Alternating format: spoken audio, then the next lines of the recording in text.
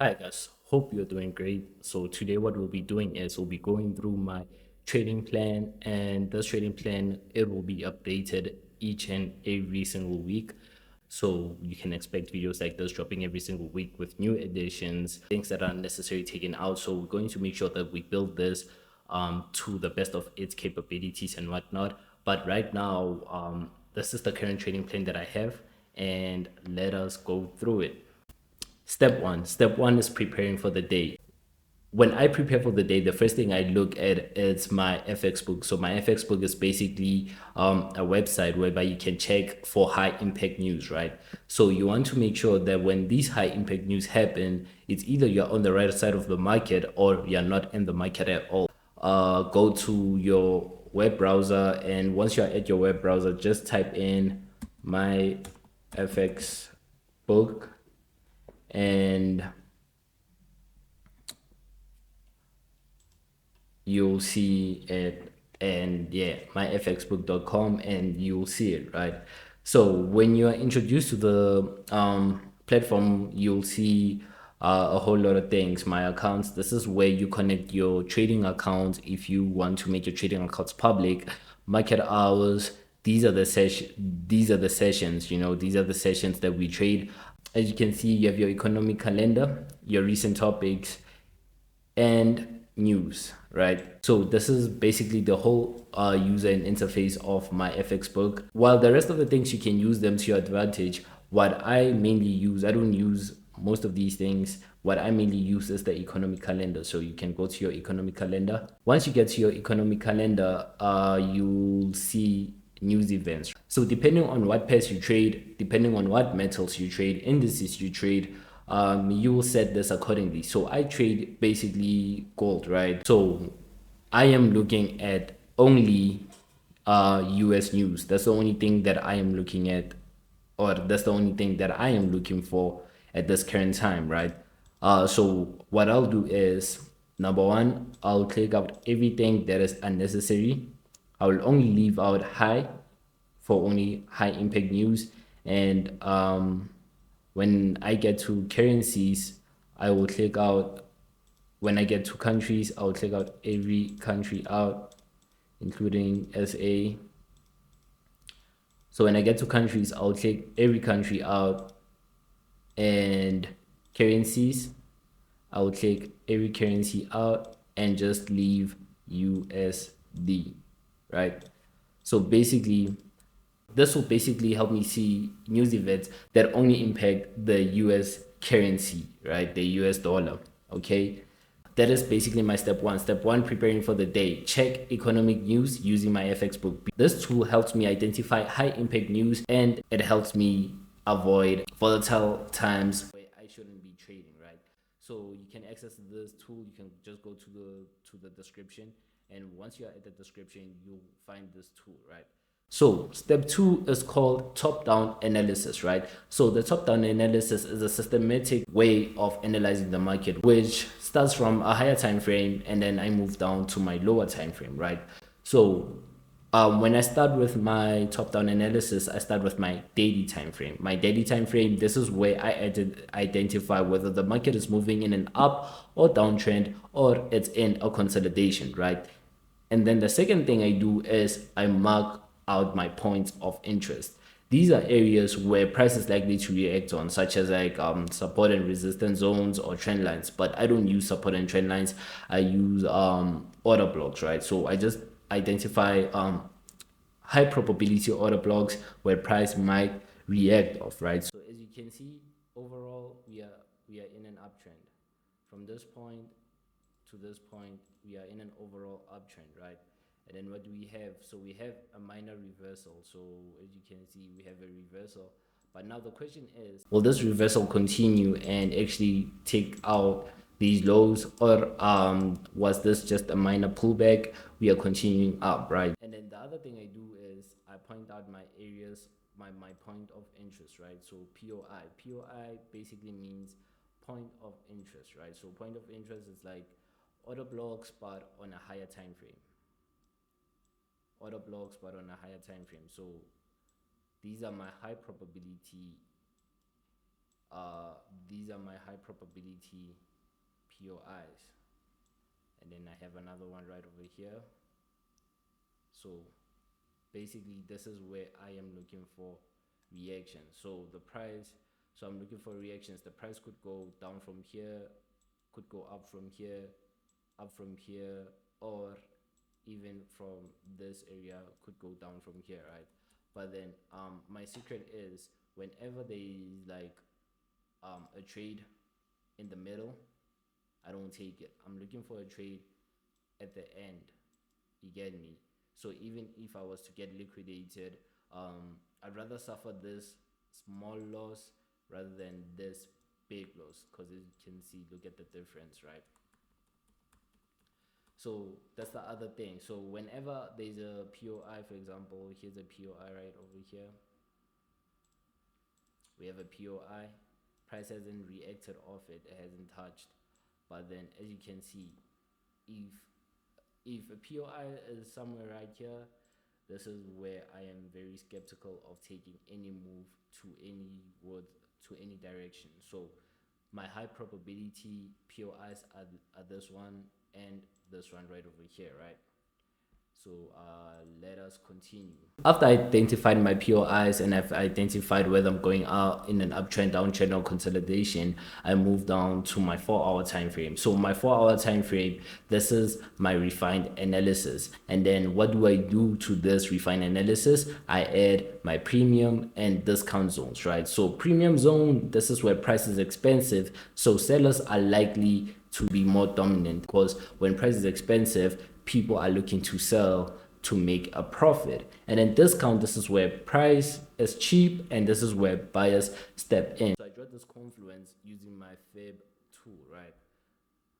Using my Fib tool, and yeah, I'll just drop the settings on another video because I don't want to make this video really long. Okay, let me just make this video really long. So yeah, these are my Fib tool settings. Just take a screenshot, do what you gotta do. The next video, I'll explain the Fib tools.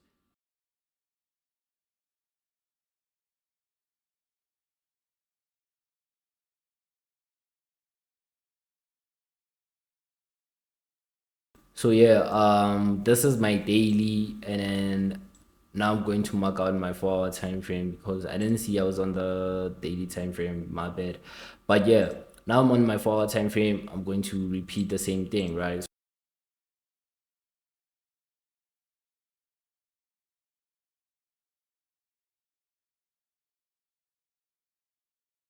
I want you to look at these POIs and look at where these POIs are on the daily time frame and on the 4-hour time frame. So for me, this is a higher probability zone than this one is. And this one is also a high probability zone because also we are at our 0.753, and it's high probability, more high probability than this zone right over here. So in this instance, what am I looking for? I am just looking for cells. My mind is set on finding cells. Buys at this point, it's risky to take buys, right? So when the market gets here, I should not be looking for longs. When the market gets here, I should not be looking for longs. I should be looking for sells because my top-down analysis is mainly looking at sells. So let me, now that we are on the 4-hour time frame, we've identified our premium and discount zone, we've identified our POIs, we are expecting price to react. So now it's the patient part. A lot of people hate this part where they have to be patient, but you have to be patient and you have to wait for price to either tap in one of these entries. And if price does tap in on one of these entries right over here, because at this moment, bearish movement is in power, as you can see. Yeah, the higher time frame, we are bullish, but at the moment, bearish is in power. So it's advisable for you, it's advisable for me to like be looking at taking sells right at this moment. And then when I see a change of character going to the upside, then I might consider taking buys, right? But then we will mark our structure. So for now, we haven't marked our structure yet. We've only marked our POIs and our premium and discount zone, right? 2.3 focus on market structure, right? At this point, this is where I identify key liquidity areas where areas where pending buy and sell orders might exist. And then continuation patterns. These are the areas where price is likely to follow a trend, especially when supported by premium and discount zones, right? We have our strong high right over here, okay? So now, what is the aim? The whole objective right now is to take out this weak high and take out this liquidity. What are we going to use? We're going to use these entries that are in our premium zones, that are in our premium zones, right? So basically, this is how the chart should look like, right now on the 30-minute time frame. Okay, so the plan is we either take an entry from here. If not there, either from here. So that's my plan, to take an entry from here or from there, okay? But then I still need to make sure that I solidify my entrance, right? So we're going to move to step 3. So step 3 is refining entry on lower time frames. Once I've identified my potential POIs on the higher time frame, I zoom into the 30-minute or 5-minute time frame and 1-minute time frame to find my precise entries. So I'll look for a reaction on my POIs, wait for price to reach my POI. Once price has reached my POI, my supply or demand zone, I'll monitor for a strong reaction, right? So a strong move suggests that like there's a potential reversal or continuation. For instance, when I'm looking for like these entries, like these, they call them sniper entries. So when I'm looking for these sniper entries on the lower time frame, I wait for price to show me a volatile direction, right? So when it shows me a volatile direction, it's usually this long candlestick, right? So when I have this long candlestick, so for example, it's usually okay. So this is just for example purposes, right? So just this is not going to be this is just for example purposes, right? So for example, let's just say this was our POI on this day. Okay, on this day we would have blown. Okay, so I'm just going to show you an example. Okay, and then we have another POI right over here. Okay, it's not a POI, a supply zone. We have another supply zone right over there. And we almost got a reaction from that supply zone. Okay. So, as you can see, right, we have a supply zone right over here, and then we have a reaction, okay? So, on that reaction, we have two reactions. We have a supply zone right over here. That reaction didn't hold. We ended up breaking. We ended up going to the upside and actually finding out that this is an inducement and not a supply zone, right? So inducement is just a trap for smart money concepts traders, right? So we have this reaction on the supply zone. The reaction on the supply zone is followed by this strong volatile movement to the downside, okay? So this volatile movement to the downside is what shows me that, okay, my POI is a valid order block. So when it's a valid order block, I know that I am looking to take sales, and if I am looking for a confirmation, I'll look for a confirmation, because after this type of reaction, price usually reverses back to either number one, the supply zone. Price either moves back to a supply zone.